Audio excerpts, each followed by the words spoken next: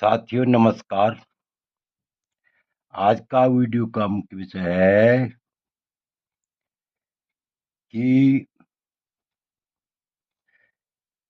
संतान चाहने वाले व्यक्ति के वर्षफल को देख करके कैसे पता करें कि इस वर्ष 100% पुत्र रत्न का जन्म होगा। ध्यान से देखिए, वर्षफल द्वारा कैसे पता करें कौन से ग्रह वर्षफल में ऐसे होते हैं जिन ग्रहों के वर्षफल में आ जाने से संतान की प्राप्ति 100% होती है।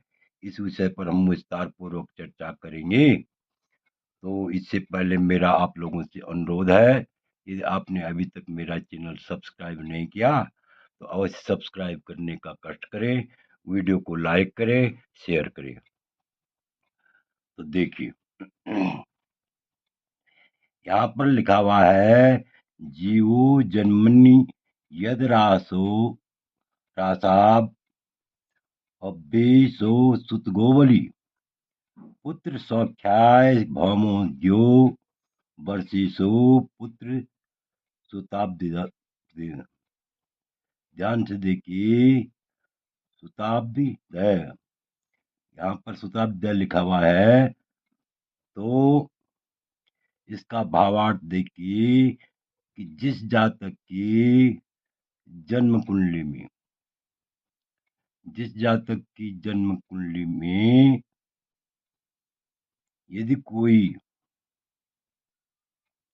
यदि बृहस्पति जिस भाव में हो, जिस जातक की जन्म कुंडली में बृहस्पति जिस भाव में हो, अर्थात जिस स्थान में हो, जन्म के समय में जन्म कुंडली में बृहस्पति जिस भाव में हो, ध्यान से सुनिए, ध्यान से देखिए, तो वह राशि बलवान होकर के, यहाँ पर बली शब्द आया है, वह राशि बलवान होकर वर्ष लग्न से पंचम स्थान में हो। कहाँ हो? वर्ष लग्न से पंचम स्थान में हो, तो या भौमो या मंगल हो या जो बुध वर्षीश होकर पुत्र भाव में हो, तो उस वर्ष 100% क्या होता है? पुत्र रत्न का जन्म होता है, अर्थात पुत्र सुताप हृदय सुत की प्राप्ति होती है, अर्थात पुत्र रत्न की प्राप्ति होती है। यहाँ पर अर्थ जो है, भावार्थ देखिए और भी स्पष्ट हो जाएगा। जिस जातक के जन्म काल में जन्म कुंडली में बृहस्पति जिस भाव में हो, जिस भी भाव में हो, और वह राशि बलवान होकर वर्ष लग्न से पंचम में हो, यानी बृहस्पति का बलवान होना जरूरी है, और वह बृहस्पति क्या हो? वर्ष लग्न में पंचम भाव में हो, पंचम स्थान में स्थित हो, अर्थात या तो स्वगृही हो या तो उच्च का हो, या मंगल स्वगृही हो पंचम भाव में या उच्च का हो, या बुध स्वगृही हो या उच्च का हो, और वर्षीश भी हो।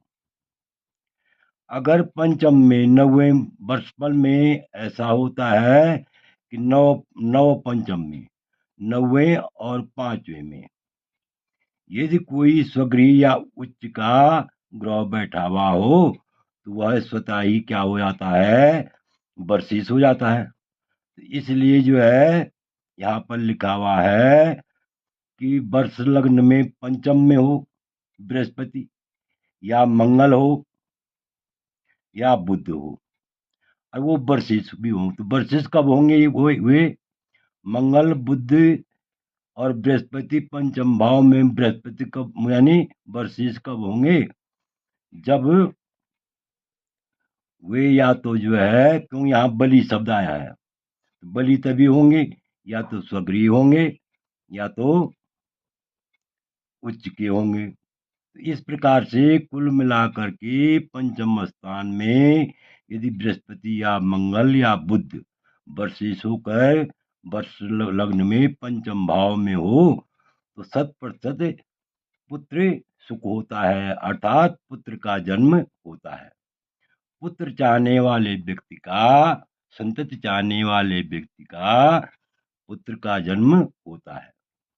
अब आगे लिखा हुआ है, यत्रे जो जनुष गृहे विलग्न में पुत्राप्ते बुध स्थितियो रपितमुयम यद्रासो जनुष शनि कुजस्य शोभे पुत्राप्तम तनुसुतगय करोति नूनम। यहाँ पर ग्रंथकार ने नूनम शब्द भी दिया है। नूनम का मतलब होता है निश्चय ही या अवश्य ही। तो अर्थात अब यहाँ पर व्याख्या देखिए, जिस जातक की यानी जन्म कुंडली में जिस भाव में बृहस्पति, जन्म समय में बृहस्पति हो, बृहस्पति जिस भी भाव में, ये नहीं पंचम भाव में ही, जिस भी भाव में बृहस्पति हो और वह राशि क्या हो, वर्ष लग्न में हो,